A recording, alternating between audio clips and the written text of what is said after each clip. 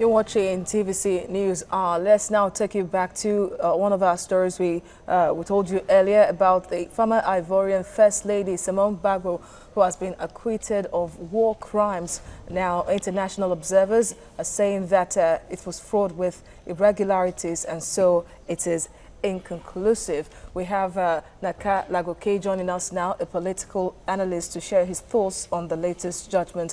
Thank you for your time on TVC News. I asked you earlier if perchance you were surprised by this judgment. No, I was not surprised, and then I was not expecting anything from that trial. Oh. All right. International observers have called the judgment flawed. I don't know if you can try to read into their minds as to the reason that they think the judgment was flawed. That Human Rights Watch organization and some other organizations are serving the interests of the neo-colonialist agenda. And they wanted to break Gbagbo's wife, Simone Gbagbo, and Gbagbo, and those who stood against, the advancement of their interest. And I think that what they should have done, if they cared so much about justice, and to quote Dr. King, who said that true justice shall not be segregated, and if they want to see so badly Simone Gbagbo in prison, condemned again for another trial, as he's serving already 20 years. They should focus on Ouattara's warlords. And as we know, March 2011, before the fall of Gbagbo, people in Djekwe, my birthplace, were killed by Alassane Dramane Ouattara's warlords in one day. More than 1,000 people were killed. So, and then they committed also human rights violations, the same way Gbagbo's forces committing some human rights violation. But the most atrocious event during the post-electoral crisis was the massacre of Djekwe. 1,000 people were killed that day.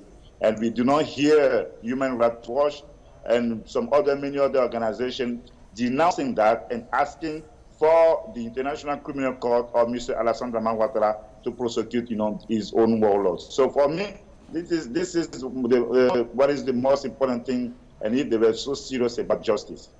All right, but it seems there is a lot at stake here, and somehow a lot of underpinning, according to some analysts, because just last year, the International Federation for Human Rights pulled out of the process, the entire process of this trial.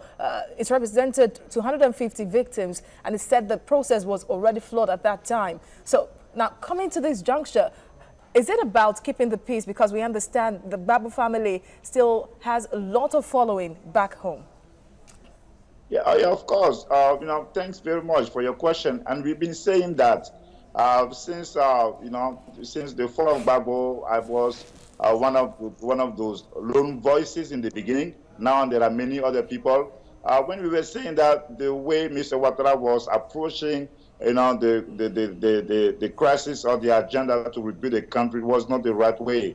You cannot have Gbagbo's wife, Gbagbo, who is in the ICC with Gbagbo, and then hundreds of Gbagbo supporters in prison. Those who are still moving around in the country, they cannot leave the country after 2011. Can you believe it? And then thousands of Ivorians are still in refugee camps because they prefer to live there. And then today, one thing that I wanted to say, today, what Mr. Ouattara did, because they want to make us believe that the justice system is independent. I do not believe so. What they did, it is a communication move, because right now, the prices of cocoa are down, and people are striking since January 2017. We saw the subsequent and successive mutinies of his own warlords against him. And so there is a big discontent in the country, and he just wanted to somehow use this somehow to send like a positive signal. It's just another illusion that Mr. Ouattara is doing.